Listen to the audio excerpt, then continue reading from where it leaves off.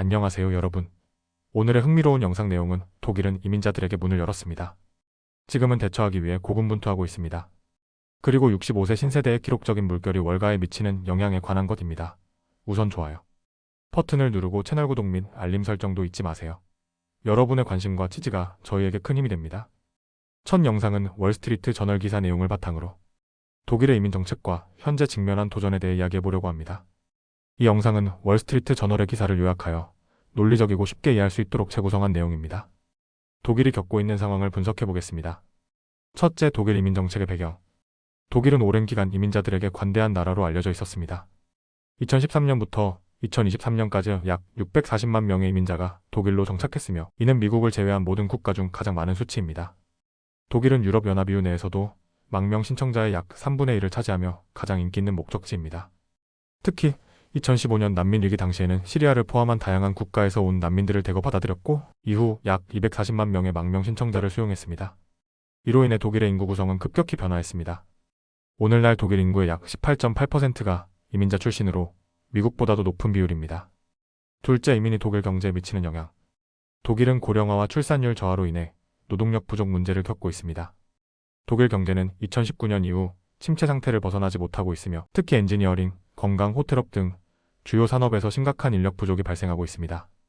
연구에 따르면 독일은 매년 30만 명 이상의 순이민이 있어야 현재의 노동력을 유지할 수 있다고 합니다.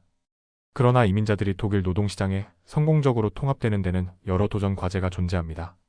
현재 비시민의 실업률은 14.7%로 시민 실업률 5%에 비해 훨씬 높은 수준입니다. 셋째, 사회적 긴장과 정치적 변화. 독일 중부의 한 마을, 슈울에서는 최근 몇 년간 외국인 거주자가 급증했습니다. 외국인 인구가 2013년 1000명 미만에서 2023년 약 5000명으로 증가하며 지역 주민들 사이에서 갈등이 심화되고 있습니다.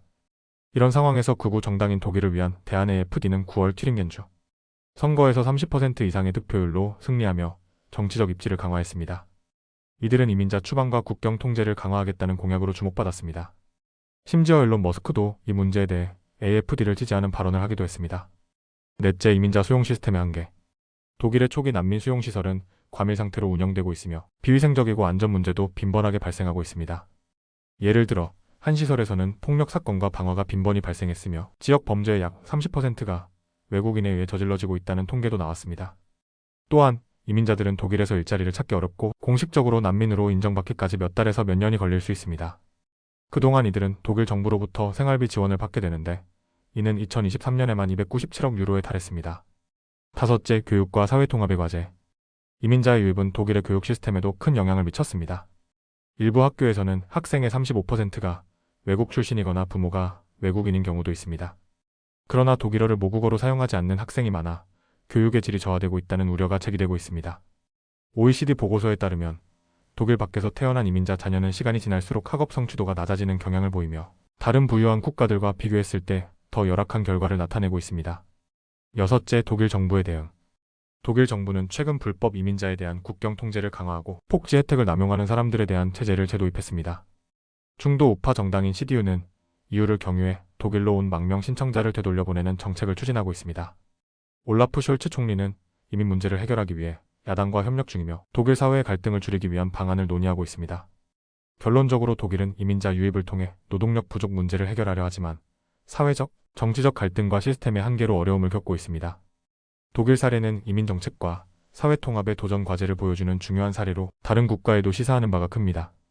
다음 영상은 월스트리트 저널 기사를 바탕으로 미국에서 다가오는 65세 이상 은퇴, 인구 증가가 금융시장과 투자에 어떤 영향을 미칠지 이야기해보겠습니다. 이번 영상은 기사 내용을 재구성하여 논리적이고 쉽게 이해할 수 있도록 정리했으니 끝까지 시청해주세요. 첫째, 65세 인구 증가, 피크 65의 시작. 2025년 미국에서는 약 420만 명이 65세에 도달할 것으로 예상됩니다. 이는 은퇴 세대의 급증을 의미하며 2024년부터 2027년까지 매년 410만 명 이상의 사람들이 65세 이상이 됩니다. 이 시기를 피크 65라고 부르는데요. 이는 미국 금융시장의 중대한 변화를 예고하고 있습니다. 둘째, 금융 서비스와 은퇴 세대의 자산 이동. 65세 인구가 늘어나면서 금융기관들은 새로운 기회를 맞이하게 됩니다. 은퇴자들은 일을 그만두고 저축이나 투자로 소득 격차를 메우기 위해 노력합니다. 다음과 같은 투자 수요가 증가할 것으로 보입니다. 머니마켓 펀드 고수익을 제공하며 최근 인기를 끌고 있습니다. 연금 상품 특히 고금리로 인해 연금이 매력적인 투자 수단으로 떠오르고 있습니다. 2022년 미국 연금 판매는 약 3천억 달러였으나 2025년에는 5,200억 달러를 초과할 것으로 예상됩니다.